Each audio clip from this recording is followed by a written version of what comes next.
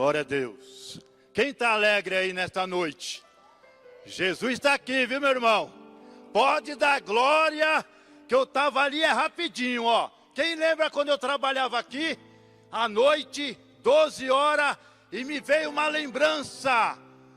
Quando eu estava aqui, 3:30 da madrugada, eu vi o anjo do Senhor ali, ó. E eu não aguentei, era tanto poder. Então esta casa aqui, ela tem anjo a serviço da igreja. Vamos orar, glória a Deus.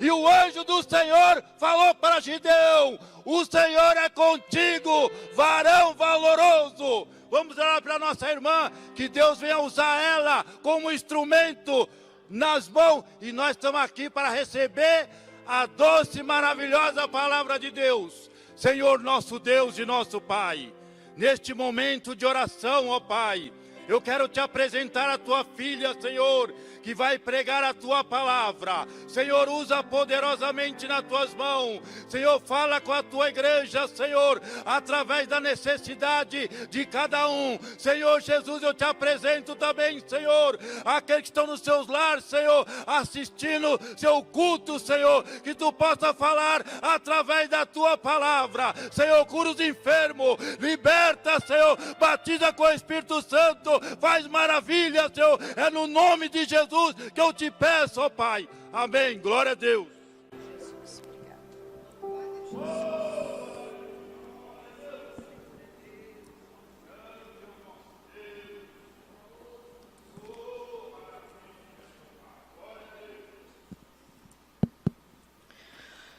Cumprimento a igreja com a paz de Jesus, amém? Amém. Eu fico muito honrada, muito feliz, quando eu tenho que trazer a palavra de Deus. É uma honra muito grande, uma responsabilidade muito grande também. E eu pensei o que falar sobre avivamento. Eu queria um texto que Jesus conseguisse esse avivamento com ele. E eu procurei a palavra que definisse o avivamento, né? Que é o ato de avivar, de tornar vivo. Mas principalmente para nós cristãos, é um processo de conversão espiritual.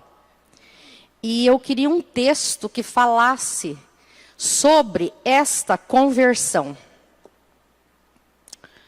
E pensei, porque foi muito rápido, né? O pastor Sandro me avisou praticamente antes de ontem, né? Sandro, bem à noite já. E eu disse, Senhor, o que falar?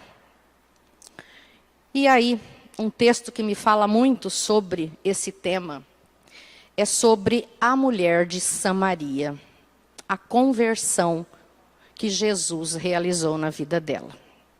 Então, vamos abrir a nossa Bíblia em João 4. Vamos ler. Todo mundo achou? Amém? Amém. Então, vamos lá. A mulher de Samaria. E quando o Senhor veio a saber que os fariseus tinham ouvido que Jesus fazia e batizava mais discípulos do que João, ainda que Jesus mesmo não batizava mais os seus discípulos, ele deixou a Judeia e foi outra vez para a Galileia. E era-lhe necessário passar por Samaria. Até aí. E aí nós explicaremos o texto. É interessante, né, que depois que nós fizemos esta viagem para Israel, a gente vai se localizando na Bíblia, né, os lugares. E é uma honra muito grande ter pisado aquele solo de Jesus.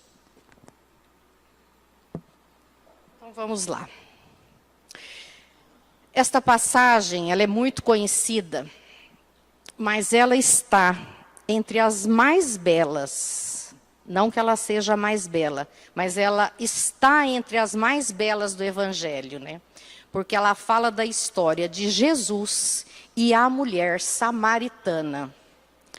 E a paisagem em que o mestre se encontrava ali era das mais lindas entre a Judéia, a Samaria e a Galileia. E o acontece ali no Poço de Jacó. É o ponto central de um encontro de Jesus com essa mulher samaritana. E o Poço de Jacó, vou situar, né, para que a gente possa entender um pouco. Ele está localizado perto do caminho que vai de Jerusalém a Naplusa, que hoje eu procurei lá no mapa, é Nablus.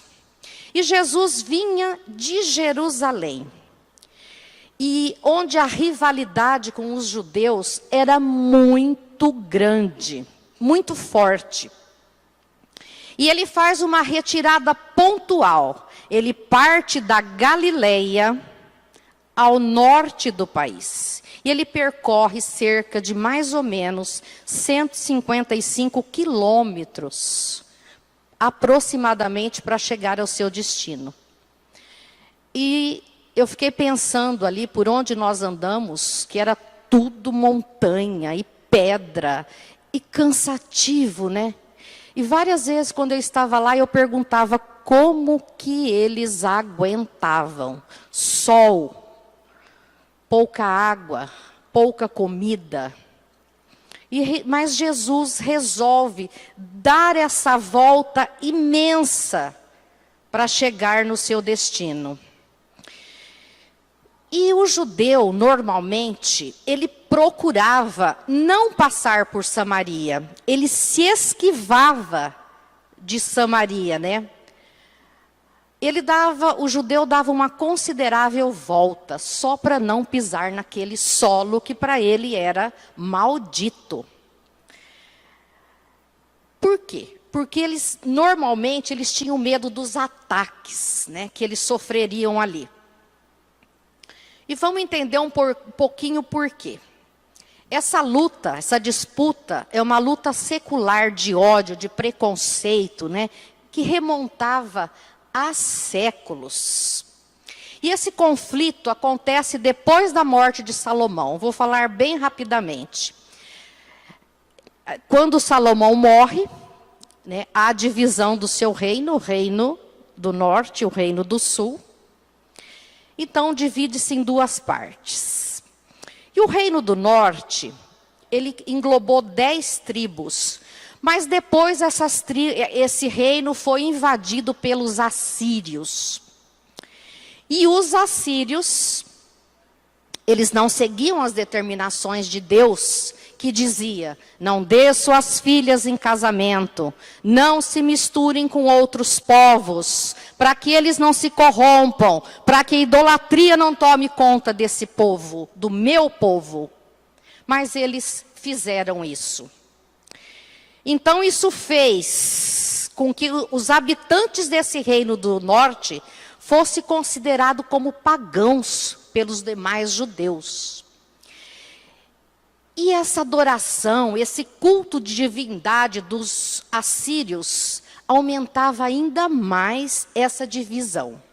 E o ódio pelos samaritanos era tão grande que nas sinagogas os judeus os consideravam como malditos. E eles oravam a Deus para que Deus não desse nenhuma parte da vida eterna a eles.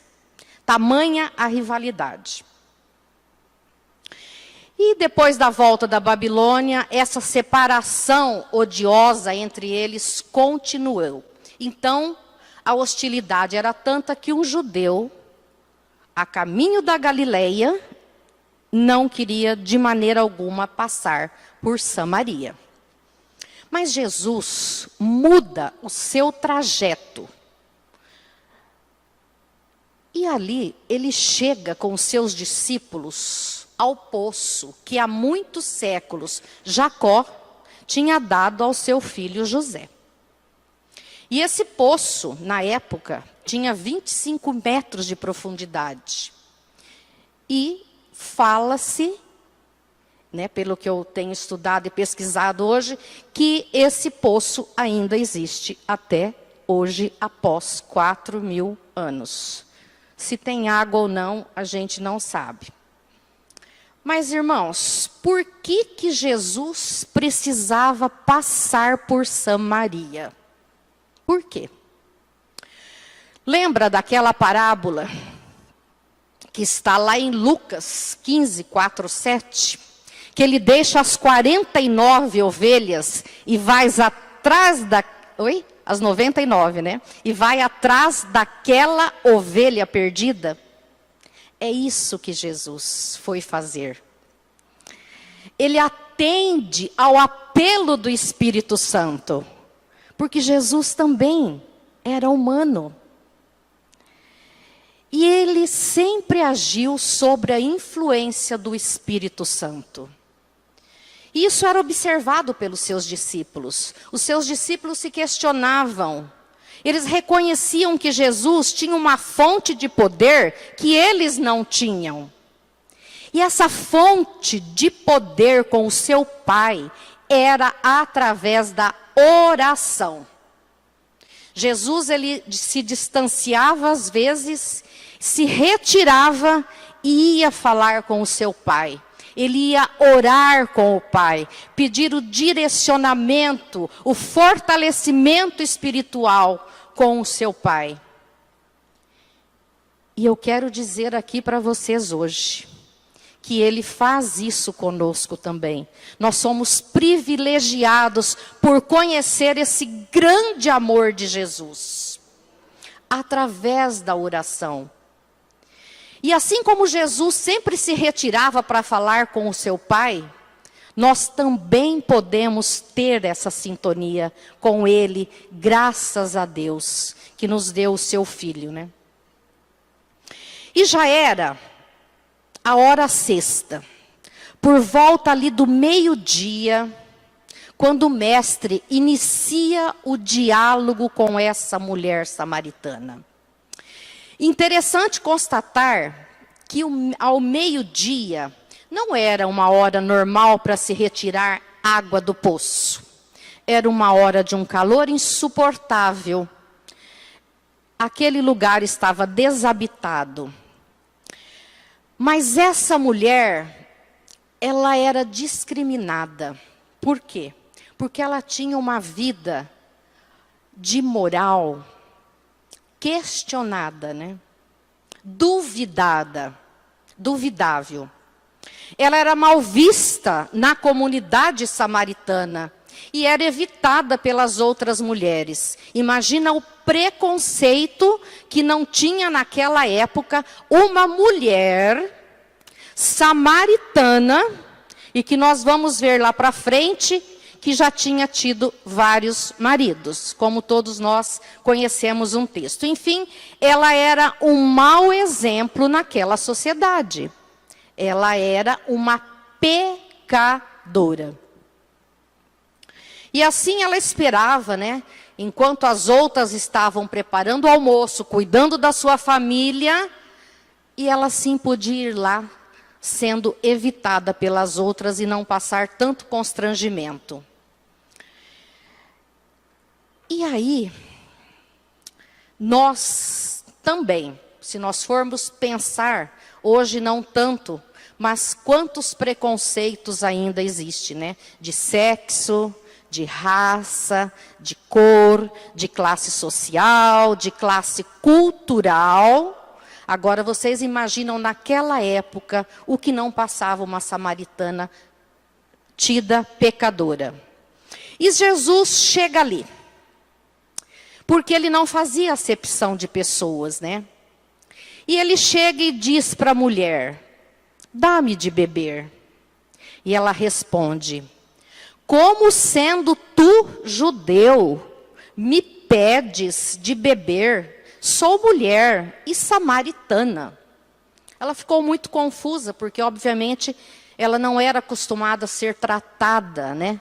Mas ela estava sendo ali, conversando com Jesus Todo-Poderoso, com aquele homem maravilhoso, né? Com aquele homem cheio de respeito pelas mulheres. Ninguém em toda a Bíblia tratou as mulheres de uma forma tão respeitosa, deu tanta liberdade para as mulheres como Jesus. E ele disse: se tu conheceras o dom de Deus e quem lhe pedes água, serias tu a pedir, e ele lhe daria a água viva. Pois a água que eu lhe der se fará uma fonte de água que salte para a vida eterna. Aleluia, não? E Jesus oferece daquela água. Ele falava não daquela água que estava ali naquele poço, mas ele falava da água espiritual. Ele queria dizer para ela que se ela tomasse daquela água, se ela aceitasse segui-lo, ela nunca mais teria sede.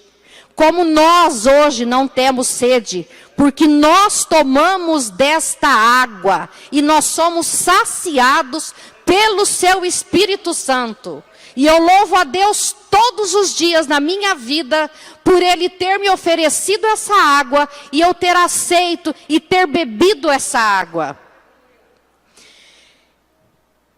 E aí ela diz assim: Senhor, mas tu não tens como tirar essa água. E o poço é fundo. Onde, pois, tu tens essa água viva?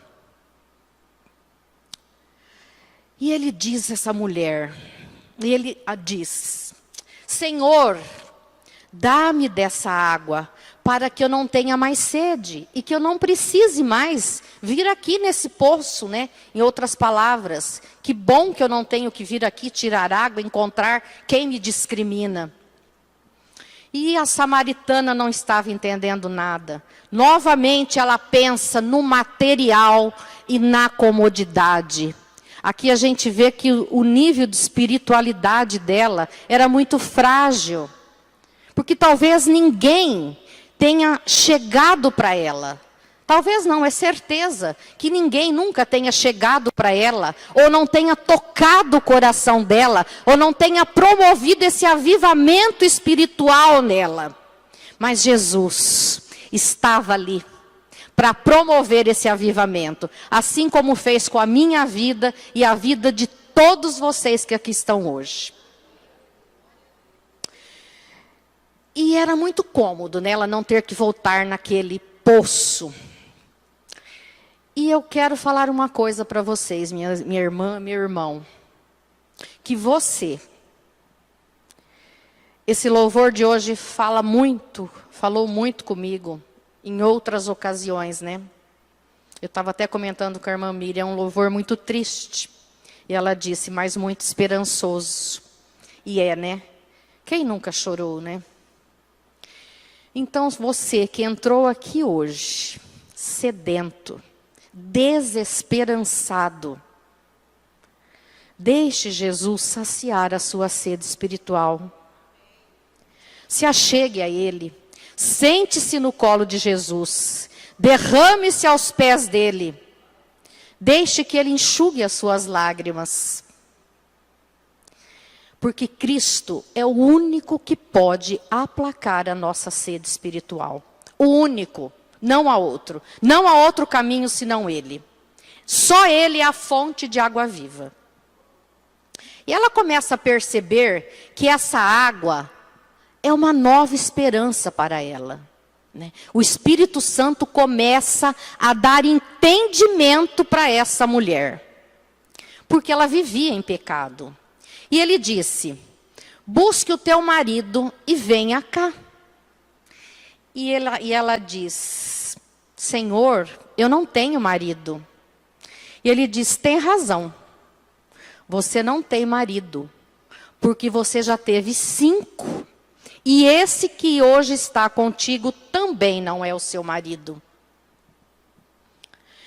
Mas Jesus, ele não estava ali para anunciar um evangelho de comodidade material, de coisas passageiras. Ele pregava o único e verdadeiro amor, o único e verdadeiro evangelho, e a fonte que jorra para a vida eterna. Então, assim, Jesus completa a revelação da vida que aquela mulher samaritana levava. E ele queria aplacar essa sede. E sede que a fez procurar saciar-se em vários relacionamentos fracassados. Quantas vezes nós buscamos saciar a nossa sede em fontes de águas impuras? Quantas vezes nós já fizemos isso? Quantos erros nós cometemos? Quantos erros lá atrás hoje a gente fala, se eu conhecesse a palavra do Senhor, eu agiria de outra forma. Mas Deus nunca desiste de nós. E por isso que Ele nos resgatou. Então deixe que Jesus te resgate. Deixe que Jesus lhe dê uma água genuína, uma água fresca na sua vida. E era uma busca, irmãos, que nem mesmo ela tinha consciência.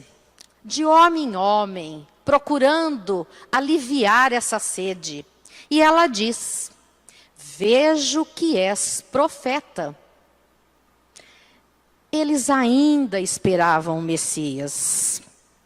Meus irmãos, em Israel, apenas 2% da população é cristão. E a gente perguntou isso, questionou muito o guia da nossa excursão. Apenas 2% reconhecem Jesus como Salvador. Apenas 2% reconhece que Cristo é o Messias que já veio.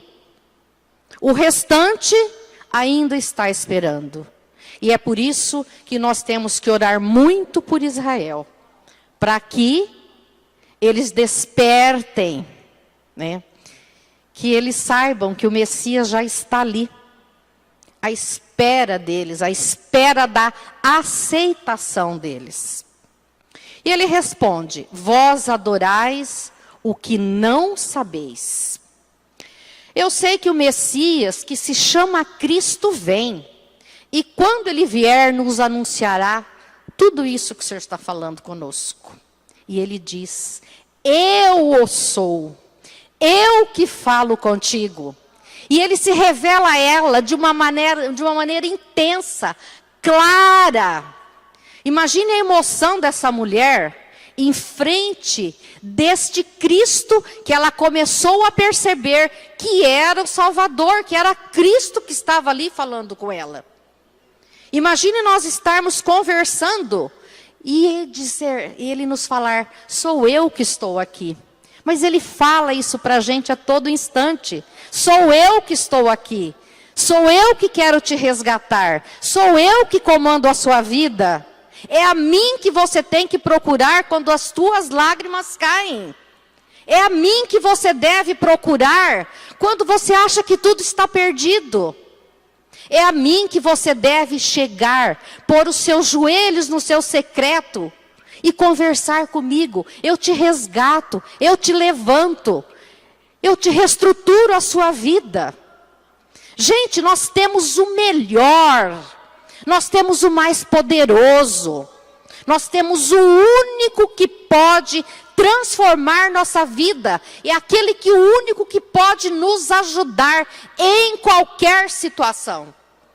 Isso é um privilégio. E essa mulher começa a perceber aquilo.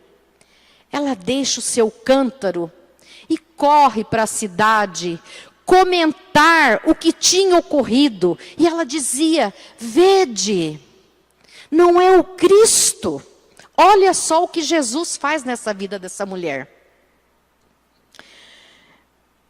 E daí para frente, o texto não fala, deixa nas entrelinhas, né? Que é claro que a vida dela mudou.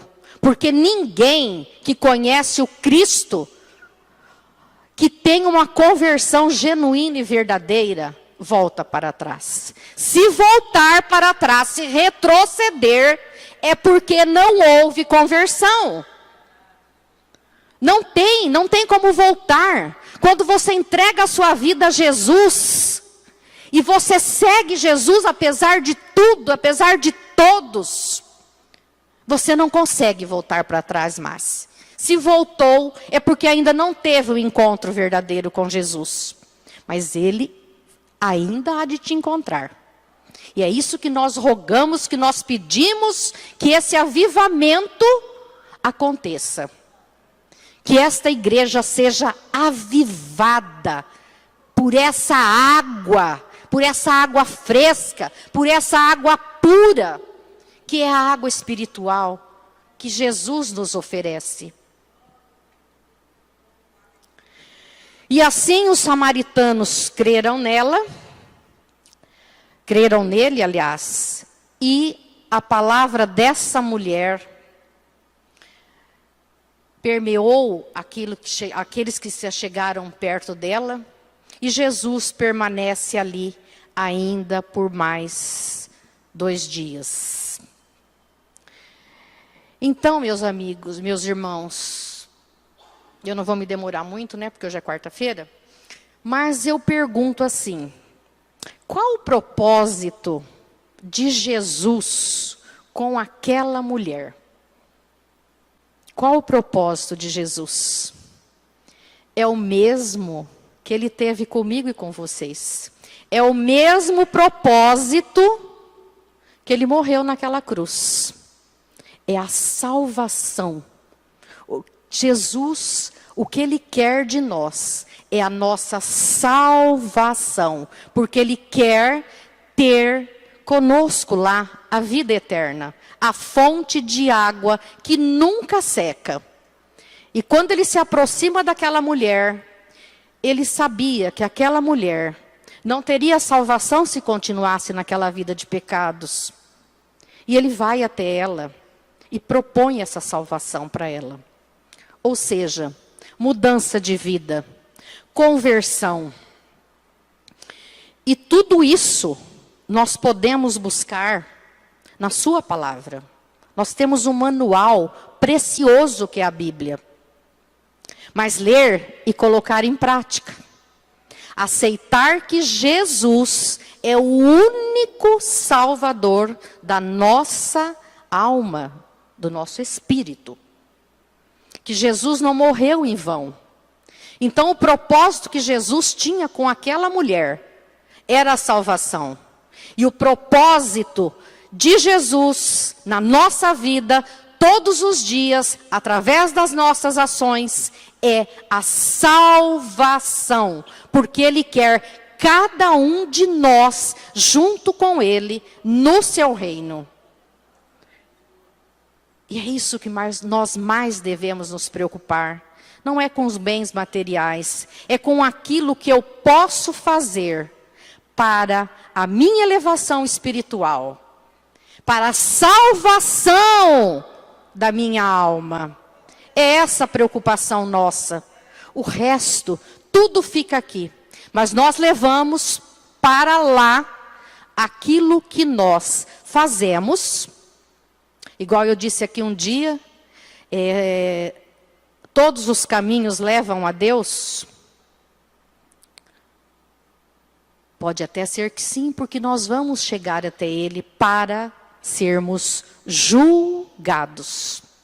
Todos teremos nosso julgamento. E o que Deus vai falar para nós? O que você fez da preciosidade que eu te dei, que é a sua vida. Como vivemos? Isso é uma pergunta que nós devemos ter a resposta clara em nossa mente, em nossa vida, em nossas ações, todos os dias. Porque o que Ele quer para a nossa vida é o melhor. O que Ele nos oferece é o melhor. É a fonte de água viva. Então, meus irmãos, se você está necessitando desta água viva que Jesus ofereceu à samaritana, eu te asseguro que neste momento, esta água está disponível para você. E se você aceitar tomar desta água, nunca mais você terá sede. E que essa água seja renovada todos os dias. Que esta água esteja disponível para mim e para você todos os dias. E esta água chama-se o Espírito Santo. E é só você pedir. Amém? Amém. Então vamos orar, meus irmãos. Vamos nos colocar de pé. Vamos curvar a nossa cabeça em reverência ao Senhor. E vamos orar. Senhor, nosso Deus, nosso Pai, Espírito Santo de Deus, obrigada, Pai, por essa oportunidade, Senhor, de estar aqui falando as maravilhas, tudo que o Senhor é na minha vida, na vida desses irmãos que estão aqui hoje, Pai. Ó Senhor, que essa água viva seja sempre oferecida a nós, que nós saibamos valorizá-la. Pai, reestrutura a vida de quem precisa, Senhor, daqueles que estão perdidos, Pai. Traga esse renovo, traga esse avivamento espiritual para cada um dos teus filhos, Pai. Para nossa congregação, Pai querido, Pai amado.